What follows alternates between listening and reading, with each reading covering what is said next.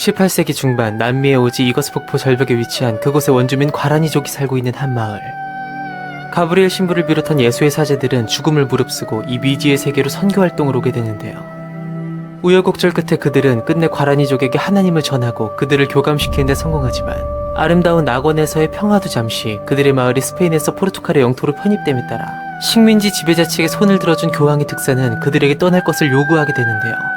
그렇게 생존의 위기에 처한 원주민들 그리고 구원의 갈림길에 선 사제들, 끝내 그들은 과연 어떤 선택을 하게 될까요?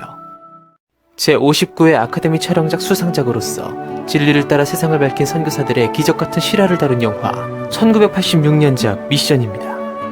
영화 미션은 남미의 오지에서 선교활동을 한 예수의 선교사들과 그들로부터 신앙을 전해받은 원주민들, 특히 작품의 종반부에서 생존과 구원의 갈림길에 서게 되는 원주민들에 대한 선교사들의 헌신된 사랑을 그리고 있는데요. 그러면 지금부터 제가 생각하는 이 영화의 명장면들을 작품 전반에 깔려있는 구원의 메시지와 더불어 함께 살펴보도록 하겠습니다. 수많은 명장면들을 배출한 미션이지만 아무래도 그 중에서도 가장 손에 꼽을 만한 장면은 가브리엘 신부가 원주민들을 앞에 두고 오보에를 부는 장면이라고 할 수 있습니다. 영화의 초반부, 앞서 원주민들에게 접근을 시도했던 줄리안 신부가 이미 안타깝게 순교하였음에도 희망의 끈을 놓지 않고 오보에로 아름다운 음악을 연주하며 다시 그들에게 접근을 시도하는 가브리엘 신부. 처음에는 그를 발견하고 적대시하던 원주민들이었으나 아름다운 음악은 어느새 그들 사이에 보이지 않던 두꺼운 벽을 허물어 주었기에 자기들을 향한 그의 순수한 의도를 느낀 원주민들은 끝내 호의를 표하며 그를 받아들였고, 그렇게 원주민과 사제들의 인연은 시작되는데요. 분명 생전 처음 들었을 그 아름다운 소리에 동화되며 비로소 가브리엘의 진심을 느끼는 이 장면은 그들을 구원하기 위해 자신의 목숨을 걸면서까지 끝까지 포기하지 않고 그들에게 다가온 가브리엘의 눈물겨운 헌신을 상징하며 영화사의 길이 남을 명장면이 되었습니다.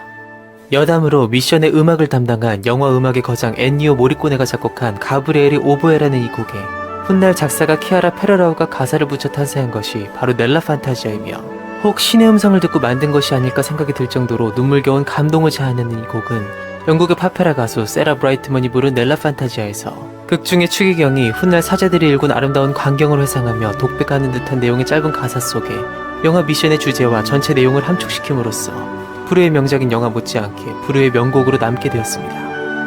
그 다음 영화 미션의 또 다른 명장면은 가브리엘 신부와 더불어 영화의 또 다른 주인공이라 할 수 있는 로드리고의 참회 장면이라고 할 수 있는데요. 전직 용병이자 노예상인이었던 로드리고 멘도사는 자신의 애인과 바람을 피운 동생과 검술 대결을 펼치다가 그만 동생을 죽이게 되었고 반년 가까이 죽음만을 기다리며 죄의식에 시달린 끝에 그를 찾아온 가브리엘 신부에게 감화되어 결국 그의 선교에 동참하게 되는데요.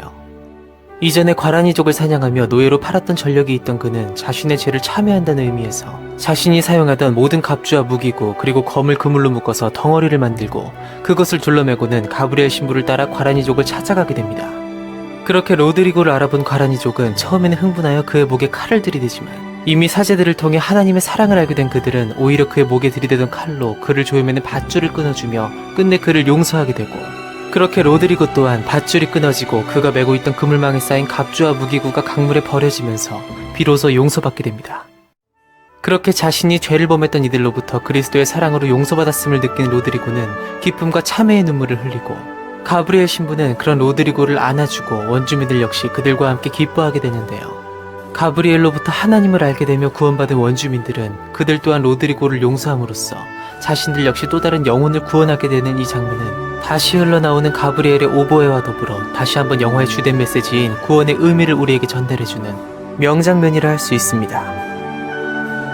그렇게 구원받은 로드리고는 그 역시 예수회에 입회한 수사가 되어 다른 신부들과 더불어 정글 속에 살며 과란이족을 위해 헌신하게 되고 종반부에서는 교황의 특사로부터 그들의 터전을 떠날 것을 요구받으며 과란이족이 끝내 생존의 위기에 처했을 때 상황을 회피하지 않고 다른 신부들과 더불어 그들을 위해 싸우기로 결심함으로 자신을 구원해준 그들의 믿음을 끝까지 저버리지 않음으로써 자칫 흔들릴 수 있었던 그들의 영혼을 그 역시 다시 한번 구원하게 됩니다.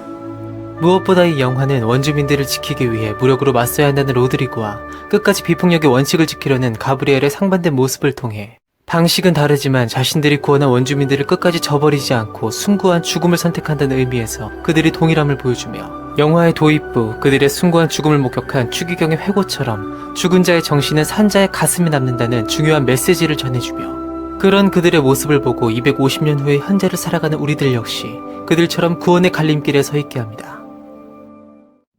영화 미션은 이처럼 실화를 기반으로 한 극적인 스토리 전개와 일일이 전부 얘기할 수 없을 정도의 수많은 명장면 및 명대사와 더불어 그 어떤 사람도 쉽게 할 수 없는 원주민들을 향한 사제들의 진실된 사랑과 헌신을 보여주며 꼭 이들과 같은 크리스찬에게만이 아니라 한 번쯤 값진 일을 값진 인생을 살고자 하는 우리들에게 거룩한 희생을 두려워하지 않는 가브리엘과 멍에를 지며 눈물로 속죄하고 거듭나는 로드리고의 모습을 통해 참된 인생의 길을 몸소 보여주는 작품입니다.